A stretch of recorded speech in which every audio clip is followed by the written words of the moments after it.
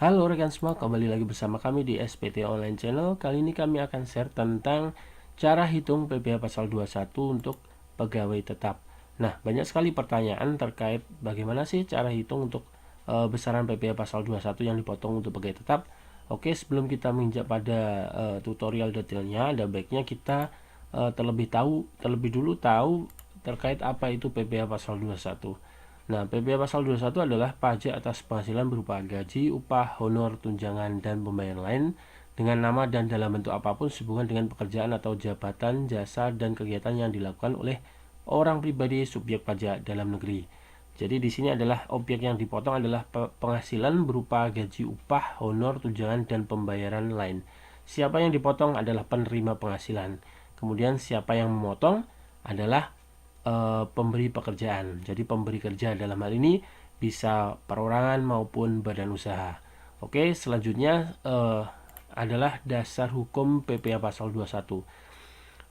Pastinya untuk dasar hukum di sini adalah Undang-Undang PPh sebagaimana telah dirubah dengan Undang-Undang terakhir Undang-Undang nomor 36 tahun 2008.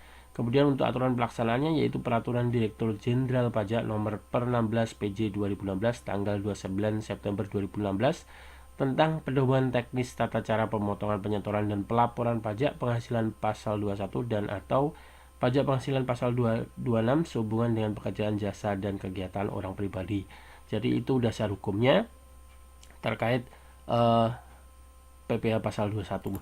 Nah, selanjutnya yaitu yang perlu diperhatikan dalam menghitung PPh pasal 21 apa saja?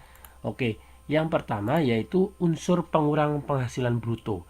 Di sini unsur pengurangnya ada 3 yaitu biaya jabatan, kemudian iuran pensiun dan iuran jaminan hari tua. Di sini untuk case yang kita bahas di sini kita fokus pada biaya jabatan. Oke, selanjutnya jadi penghasilan tidak kena pajak atau PTKP per tahun. Jadi setelah tadi yaitu unsur pengurang, kemudian yang kedua yang perlu diperhatikan adalah penghasilan tidak kena pajak atau besaran PTKP per tahun. Di sini untuk besaran PTKP untuk status pria atau wanita lajang yaitu 54 juta.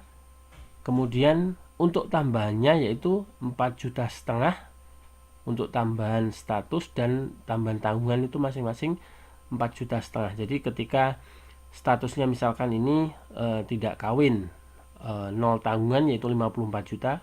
Kemudian jika ada tanggungan 1, status tidak kawin, tidak ada tanggungannya 1, maka ditambah 4,5 juta. Jadi sehingga totalnya 58,5 juta.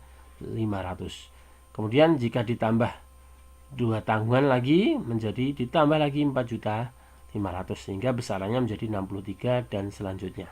Kemudian untuk PTKP pria kawin, jadi di sini statusnya untuk K0. Maksudnya K0 di sini yaitu kawin 0 tanggungan. Jadi karena untuk tambahan status adalah 4,5 juta, maka 54 juta yaitu PTKP pria atau wanita plus tanggungannya, jadi tanggungannya jadi ditambah 4,5 juta sehingga 58,5 juta. Kemudian untuk masing-masing tanggungan kembali akan ditambah 4,5 juta sehingga jika statusnya kawin 3 tanggungan maka 72 juta. Demikian pula dengan untuk PTKP suami istri digabung. Di sini maksudnya istri berpenghasilan, jadi mempunyai penghasilan sendiri selain dari suami. Sehingga di sini dihitung masing-masing dihitung satu individu yaitu KI, jadi kawin istri berpenghasilan 0 tanggungan. Jadi kenapa kok ketemu 112.500 dari masing-masing? Jadi karena masing-masing berpenghasilan maka antara pria dan wanita dihitung masing-masing 54 juta. Kemudian sehingga ketemunya seperti ini. Jadi 112.500. Kemudian selanjutnya untuk masing-masing tanggungan kembali lagi ditambah 4,5 juta. Oke, jadi dua yang pertama yaitu yang perlu diperhatikan unsur pengurang. Jadi tadi biaya jabatan, iuran pensiun dan jaminan hari tua, kemudian penghasilan tidak kena pajak. Ini yang pastinya harus diperhatikan.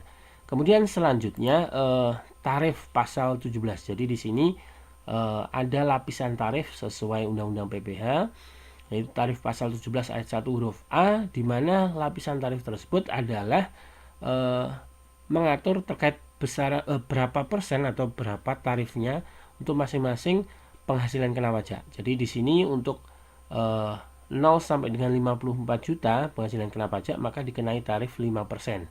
Kemudian untuk jika lebih besar dari 50 kemudian sampai dengan 250 juta penghasilan kena pajaknya maka kena tarif yang kedua yaitu 15%. Kemudian yang lapisan tarif ketiga yaitu jika di atas 250 sampai dengan 500 juta maka kena tarif 25%. Kemudian selanjutnya jika di atas lebih dari 500 juta maka kena tarif tertinggi yaitu 30%. Di sini untuk tarif pajak tanpa NBP karena sesuai aturan bahwa jika tidak ber-NBP maka kena tarif 20% lebih tinggi. Jadi ini tarifnya 20% lebih tinggi dari tarif normal. Jadi pastinya itu yang pertama yaitu pengurang atas penghasilan bruto, kemudian PTKP dan tarif pasal 17. Jadi yang perlu diperhatikan dalam menghitung PPh pasal 21 adalah itu. Oke, selanjutnya bagaimana cara hitung PPh pasal 21 atas gaji pegawai? Oke, langsung kita bahas masuk ke case-nya. Jadi di sini untuk contoh kasus yaitu PT Emas Barokah mempunyai karyawan yang bernama Tuan Agung Budi yang berposisi sebagai manajer dengan gaji pokok per bulan sebesar 15 juta dan tunjangan per bulan sebesar 2.500.000. Tuan Agung Budi mempunyai 1 orang istri dan 2 orang anak. Berapa PPh pasal 21 yang harus dipotong oleh PT Emas Barokah dalam 1 bulan? Oke, itu kasusnya. Jadi kita selanjutnya langsung masuk ke cara menghitungnya. Nah, di sini untuk gaji per bulan, jadi gaji per bulan kita breakdown dulu. Jadi di sini saya sudah membuat kertas kerja untuk memudahkan dalam penghitungannya. Silahkan rekan nanti download kertas kerja melalui link deskripsi yang saya sediakan. Jadi di sini yaitu gaji per bulan. Jadi kita breakdown dulu, kita pilah satu-satu sehingga memudahkan nanti ketika menghitung. Jadi gaji per bulan yaitu 15 juta, kemudian tunjangan per bulan yaitu 2.500.000. Statusnya kawin, 2 anak yaitu K2 di sini.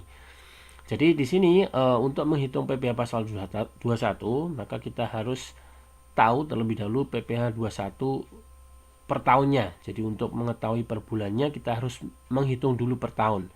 Jadi di sini kita setahunkan untuk gajinya. Jadi 15 juta kali 12 bulan. Jadi di sini ketemu 180. Kemudian tunjangannya kita kalikan 12 bulan jadi 30 juta. Oke, jadi total penghasilan brutonya 210 juta dalam 1 tahun penghasilan brutonya. Kemudian kita perlu ingat bahwa yang perlu diperhatikan ketika menghitung PPh pasal 21 adalah unsur pengurang. Jadi unsur pengurang seperti yang kita bahas pada slide sebelumnya yaitu yaitu biaya jabatan. Nah, biaya jabatan di sini ada aturan bahwa untuk biaya jabatan adalah sebesar 5% dari penghasilan bruto.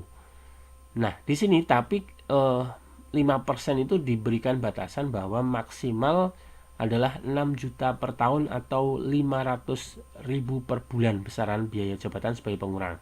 Nah, di sini karena 5% dari 210 adalah 10.500.000, maka karena sesuai aturan maksimal hanya boleh dimasukkan sebesar 6 juta karena sesuai aturan seperti itu 5% paling banyak 6 juta dalam 1 tahun atau 500.000 per bulan. Maka kita masukkan secara maksimal yaitu 6 juta ini besaran biaya jabatan sebagai pengurang yaitu 6 juta. Sehingga ketemu namanya penghasilan bersih.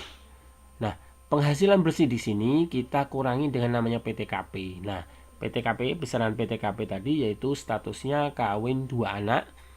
Jadi kita PTKP K2 adalah 67.500, 67.500 sehingga ketemu penghasilan kena pajaknya 136.500.000. Jadi 136.500.000 itu penghasilan kena pajaknya dalam 1 tahun.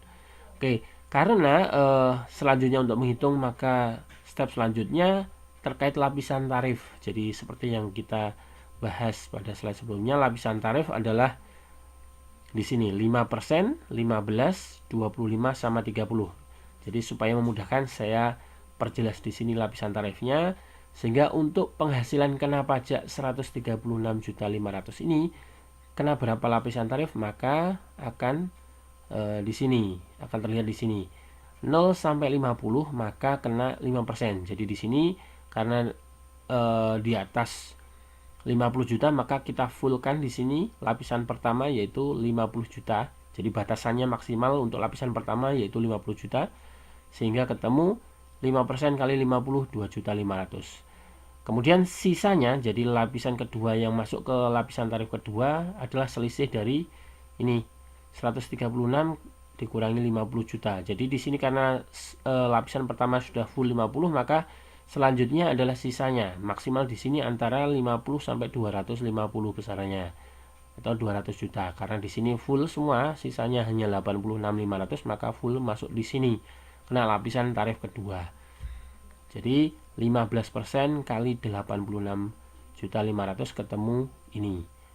Kemudian lapisan tarif ketiga karena sudah habis, jadi totalnya sama 136.500, maka hanya berhenti di lapisan kedua. Kemudian sehingga kita total ketemu PPh pasal 21 setahunnya yaitu 15.475. Ini PPh 21 per tahunnya. Kemudian kita untuk per bulannya kita bagi 1/12 atau dibagi 12 bulan, sehingga ketemu Rp1.289.583. Jadi PT Mas Barokah tadi harus memotong Tuan Agung Budi menjadi untuk PPh pasal 21 nya per bulan yaitu Rp1.289.583. Ini per bulannya dipotong, sehingga yang menyetorkan nantinya yaitu adalah pemberi kerja, di mana yaitu PT Mas Barokah yang menyetorkan PPh pasal 21. Nah, Tuan Budi di sini berhak mendapatkan bukti potong atas pemotongan gajinya ini. Jadi gajinya dipotong pajak sebesar ini, sehingga Tuan Budi berhak menerima bukti potong dari PT tersebut. Jika tidak diberikan ya harus diminta, seperti itu.